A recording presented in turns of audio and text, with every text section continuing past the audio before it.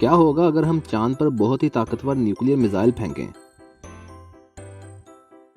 دھماکے کی وجہ سے کیسے چاند زمین کی طرف گرے گا اور ٹائیڈل ویوز پیدا کرے گا؟ کیا چاند زمین پر میٹورائٹ پھینکتے ہوئے تباہ ہو جائے گا؟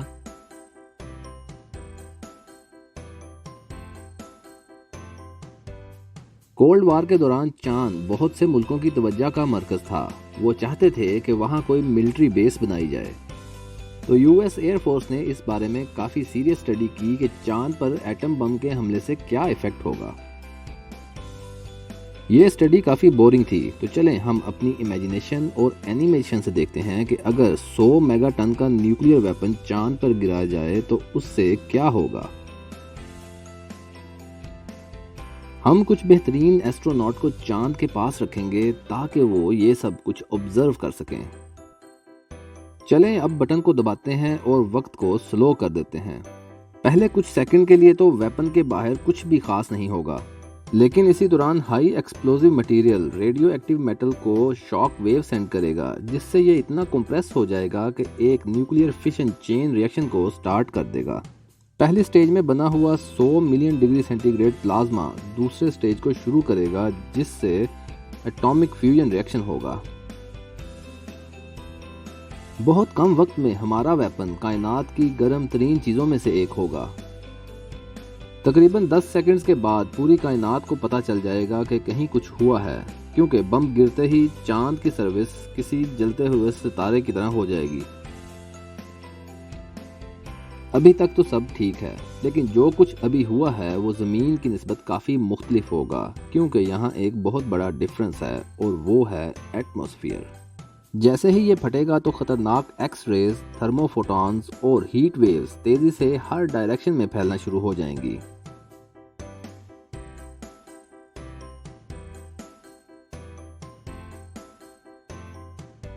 لیکن کیونکہ چاند پر ایٹماسفیئر نہیں ہے، اس لیے اسے آکسیجن نہیں ملے گی اور نہ ہی کسی قسم کی آگ لگے گی، اور یہاں جلنے کے لیے کوئی چیز ہے بھی نہیں۔ چاند کی اوپر والی لیئر سلیکون، میلٹ راک اور وولکینک گلاس سے بنی ہے، جو پانی کے قطروں سے مکس ہوتے ہیں۔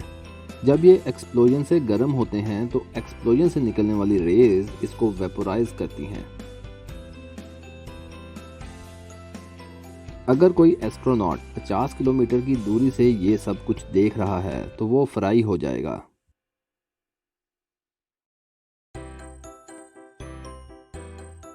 اور اب ہم زمین پر اور سپیس میں ایکسپلوژن کا سب سے بڑا فرق دیکھیں گے۔ زمین پر ایٹماسفیئر پلازما ببل کے خلاف فائٹ بیک کرتا ہے۔ اس کی ایکسپینشن ہوا کے پریشر سے پوری طاقت سے روکی جاتی ہے۔ لیکن یہ اچھی خبر بھی نہیں ہے، کیونکہ جیسے جیسے فائر بال بڑھتا ہے تو وہ زمین پر نیوکلیئر ایکسپلوژن کا خطرناک حصہ پیدا کرتا ہے، دی شاک ویو۔ ایکسپلوژن کے ارد گرد کمپریسڈ ایئر آواز کی سپیڈ سے زیادہ تیزی سے باہر کی طرف نکلتی ہے، جس سے عمارتیں تباہ ہو جاتی ہیں اور شور سے آرگنز بھی پھٹ جاتے ہیں۔ لیکن چاند پر کوئی شاک ویو نہیں ہے۔ ایٹماسفیئر نہ ہونے کا مطلب ہے کہ کوئی چیز بھی پلازما ببل کو بڑھنے سے نہیں روکے گی۔ چاند پر یہ خاموشی سے بڑھتا ہی جائے گا، کیونکہ وہاں اسے روکنے والا کوئی نہیں ہے۔ ایک سیف ڈسٹنس سے اس سین کو دیکھنا بہت ہی مزیدار ہوگا۔ لیکن بدقسمتی سے چاند پر نیوکلیئر ایکسپلوژن دیکھنے کے لیے کوئی بھی سیف ڈسٹنس نہیں ہے۔ ایٹماسفیئر نہ ہونے کی وجہ سے خطرناک ریڈیشن ڈی این اے کو تبدیل کر دیں گی، اور جو کوئی بھی اسے دیکھ رہا ہوگا وہ ریڈیشن سے مر جائے گا۔ لیکن یقیناً صرف اتنا ہی نہیں ہے۔ جب دھماکہ ہوگا تو یہ 10% انرجی سے چاند کی سرفس کو ہلائے گا، جو پورے چاند میں پھیلے گی۔ اس سے مون کویک پیدا ہوگا۔ چاند زمین سے بہت چھوٹا ہے، اس لیے ہمارے ایسٹروناٹ بہت زیادہ زلزلے کو محسوس کریں گے۔ اگر زمین کے 7 ڈگری کے زلزلے کو اس سے کمپیئر کریں تو یہ چاند پر موجود ہمارا بنایا ہوا تمام انفراسٹرکچر تباہ کر دے گا۔ جو کوئی بھی چاند کی دوسری طرف موجود ہوگا اسے ایسا ہی لگے گا جیسے پیرامڈ کے سائز کا کوئی میٹیورائٹ چاند پر گرا ہے۔ یہ ابھی اینڈ نہیں ہے۔ جہاں جہاں بم گرا ہے وہاں تمام پہاڑوں کو وہ تباہ کر دے گا، اور جیسے جیسے ایکسپلوژن پھیلے گا تو تقریباً 100 ملین کیوبک میٹر ڈسٹ بنے گا۔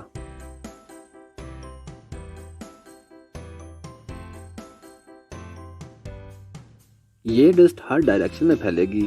ایٹماسفیئر نہ ہونے کی وجہ سے کوئی چیز اس کو روک نہیں پائے گی۔ زیادہ تر ڈسٹ اسکیپ ویلوسٹی سے زیادہ سپیڈ میں ٹریول کرے گی اور چاند پر کبھی واپس نہیں آئے گی۔ مائکرو میٹورائٹ کی ایک بڑی فوج سولر سسٹم کی طرف پھیلے گی، جن میں سے کئی زمین پر آ جائیں گے اور کچھ تو پتھروں سے بڑے ہوں گے۔ اس کے راستے میں موجود کسی بھی سیٹلائٹ یا اسپیس اسٹیشن کا بھی برا وقت ہے۔ مائکرو میٹورائٹ ہر طرف بہت سپیڈ سے چاند کی سرفس پر بھی پھیلیں گے۔ یہ گولیوں کی طرح ہمارے ایسٹروناٹس کو لگیں گے۔ آخر کار یہ ایکسپلوژن ختم ہو جائے گا۔ زمین پر فائر بال گرم غبارے کی طرح اوپر جاتا ہے۔ جیسے یہ اوپر جاتا ہے تو ٹھنڈی ہوا اس کے ارد گرد آ جاتی ہے، جس سے مشروم کلاؤڈز بنتے ہیں۔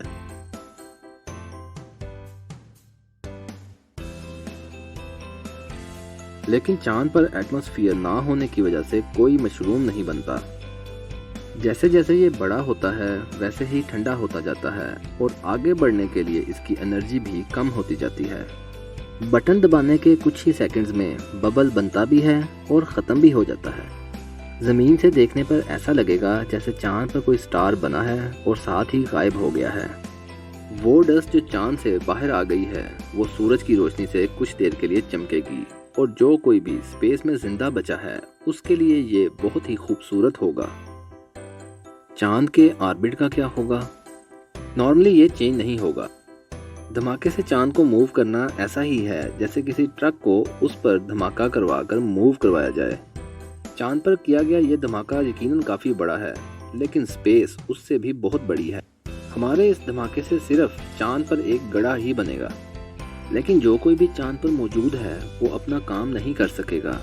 جو مٹیریل بھی چاند پر واپس آیا ہے وہ ریڈیو ایکٹیو ہے، اور جب تک اس کو پروسیس نہیں کیا جائے گا تب تک چاند کی سرفیس خطرناک ہی رہے گی۔ لیکن خوش قسمتی سے 1 سال کے اندر اندر ریڈیشن کی پاور کافی کم ہو جائے گی۔ چاند کو ذرا بھی فرق نہیں پڑے گا کہ ہم اس کی سرفیس پر کتنے ہی ایٹم بم کیوں نہ پھینکیں، اس سے صرف ہمارا ہی نقصان ہوگا، کیونکہ ہماری بنائی ہوئی چیزیں تباہ ہو جائیں گی۔ اس لیے ہمیں ایسا تجربہ کرنے کے بارے میں سوچنا بھی نہیں چاہیے۔